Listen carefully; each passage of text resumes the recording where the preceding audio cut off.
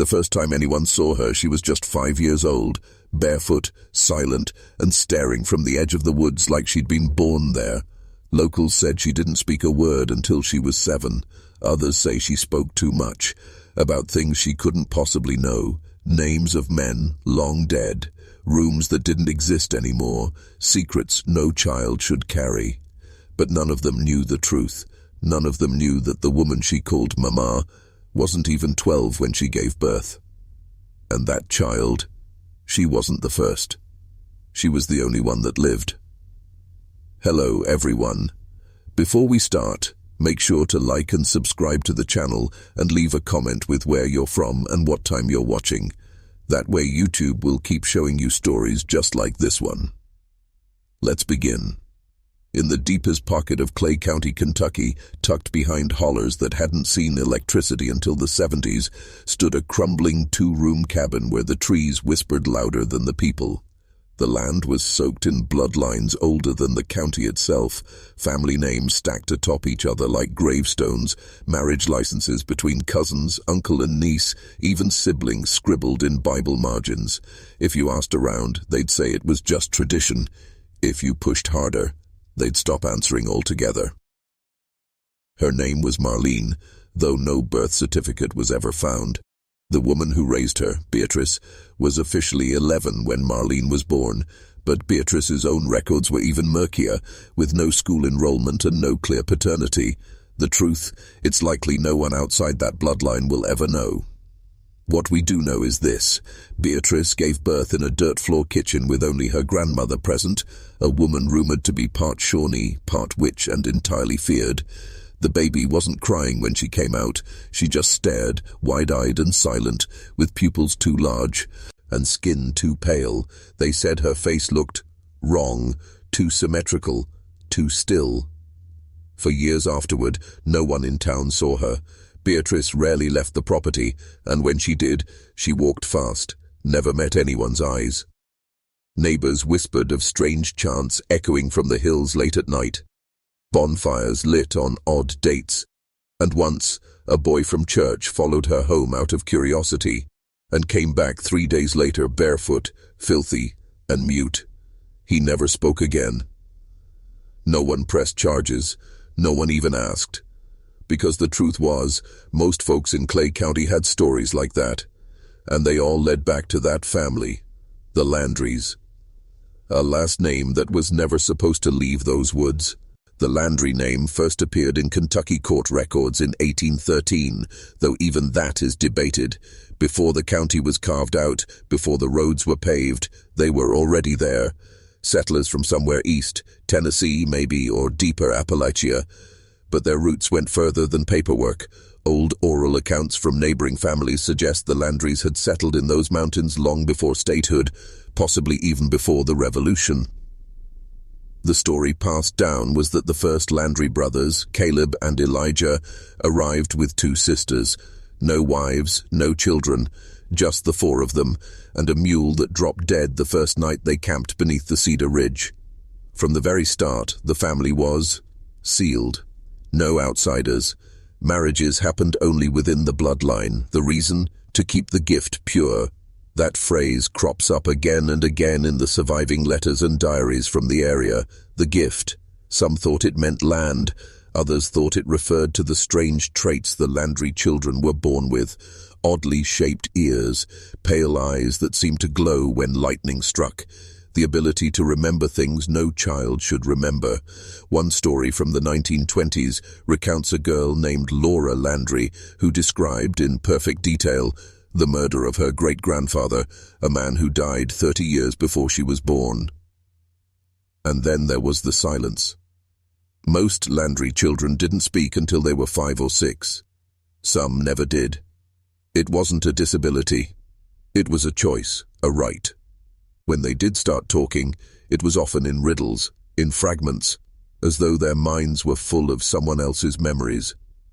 This led to rumors, insane ones at first, that the family practiced some kind of Appalachian necromancy, that children were possessed by the souls of dead ancestors, that incest wasn't just tradition, it was ritual, a way to keep those old souls circling the same bloodline. In 1951, a state census taker named Margie Delaney tried to map the family tree. She spent 3 weeks interviewing anyone who'd talk. What she uncovered disturbed her so badly she burned her notes, quit her job, and moved 3 counties west. Before she left, she sent a single letter to her supervisor. It read, "These aren't birth records, they're repetitions." She was never heard from again. By the time Beatrice was born in 1983, the Landry name had all but disappeared from public record. They'd changed it, splintered it, disguised it through unofficial marriages and unregistered births, but in Clay County, everyone still knew who they were. You could tell by the eyes, that glassy, fixed stare that didn't blink when it should. Beatrice was different, even among them. Locals said she never played with the other children, that she spoke full sentences by 2, but only to her grandmother. Never her mother, never her father, if there ever was one. Her presence made people uneasy. She'd sit on a porch step for hours, not moving, not speaking, watching. When she was 9, a man from Frankfurt came through town, some kind of social worker investigating a missing child case. The details were vague, and the visit was short. He stopped by the Landry place, walked inside, and came out 20 minutes later, looking like he'd seen a ghost. He didn't file a report. He just left, quit the agency 2 weeks later, and moved to Florida. When contacted years later by a journalist, he refused to talk, just said he never wanted to think about Clay County again. But something must have happened in that cabin, because by the next spring, Beatrice was pregnant. She was 11. There was no hospital visit, no prenatal care, just rumors. That her grandmother delivered the baby again, that they buried something behind the house before it was born, that it wasn't the first time. And then came Marlene. People only saw her in glimpses, and even then, only from a distance. Always barefoot, always trailing Beatrice like a shadow. Some said she never blinked. Others said she had no belly button. A few brave kids dared each other to sneak up to the cabin at night. One group swore they saw her standing in the window, holding what looked like a bird skull, just holding it. For hours. In 1998, a hiker went missing in the woods behind the property. His body was never found, but his backpack turned up on the Landry porch 3 weeks later, folded, clean, and zipped. The police came, knocked, waited, but no one answered. They didn't go inside. They didn't want to know.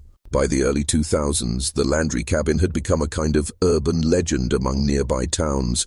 Teenagers dared each other to drive past at night. Hunters avoided the area altogether, calling it Deadland, where no birds sang, and deer walked circles like they were lost. GPS systems glitched out near the property line, and compasses spun slowly for no reason. But beneath all the superstition was a darker truth, one too disturbing to dismiss. Local birth records showed a disturbing pattern. Every 3 to 4 years, a new child would appear under a different last name. No school enrollment, no medical records, just quiet sightings. Some neighbors noticed the same child being seen again years later, without aging. Same clothes, same blank stare, and always the same eyes. The Landry eyes. That's when the rumors of the repeats started. People whispered that Beatrice's children weren't entirely new, that they were born carrying the memories, or worse, the identities, of previous Landry children. The same voices, the same dreams. One boy reportedly told a substitute teacher he used to be his own uncle before being pulled from school entirely the following week. Churches tried to intervene, but when the local pastor visited the Landry place to offer prayers, he left after just 5 minutes. He later told a deacon he felt something behind the walls, listening. He refused to say more. Beatrice never left the property, and yet she was seen everywhere. A photo snapped at a town fair in 2009 appeared to show her in the background, though she hadn't been seen in public in over a decade, her face frozen, turned toward the camera, even though she should have had her back to it. That same week, an elderly man was found hanging in his barn just outside the Landry property line. His note read simply, "The girl is not hers, she is all of us." No investigation followed. The county coro near ruled it a suicide. But there was one more thing. In 2011, a wildfire swept through that part of Clay County. It devoured over 3,000 acres. When firefighters reached the Landry property, they found the cabin untouched. Trees around it burned black, but not a single scorch mark on the wood. And in the ashes outside the property line, they found footprints, bare, small, leading into the fire. But none coming out. If you're still watching, you're already braver than most. Tell us in the comments, what would you have done if this was your bloodline? After the fire, everything changed. The official story was that the Landry property was abandoned, that Beatrice and her daughter, Marlene, had vanished in the smoke. But locals knew better. People still saw lights there at night, still heard low voices humming from the hills, too rhythmic to be wind. A new mail carrier, unaware of the town's history, once attempted to deliver a package to the address. He returned pale, shaking, said the mailbox was full, but all of it was unopened, postmarked as far back as 1985, all perfectly preserved, as if time hadn't touched them. But the most disturbing report came from a woman named Hannah Parrish.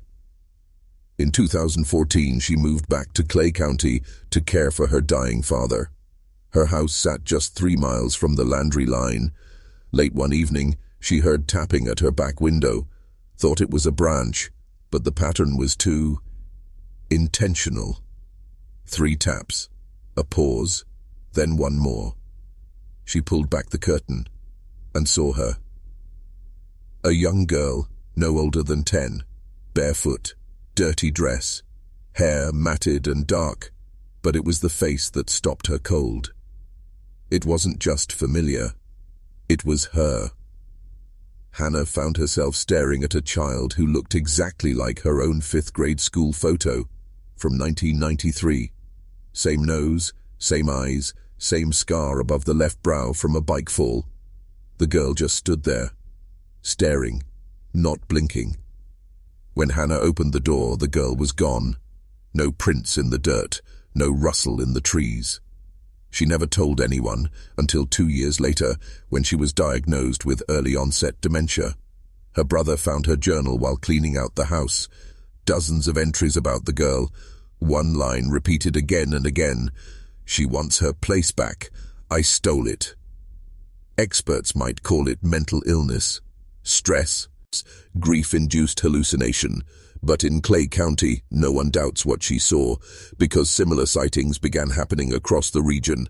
A boy in Manchester claimed to see his dead cousin playing in the river.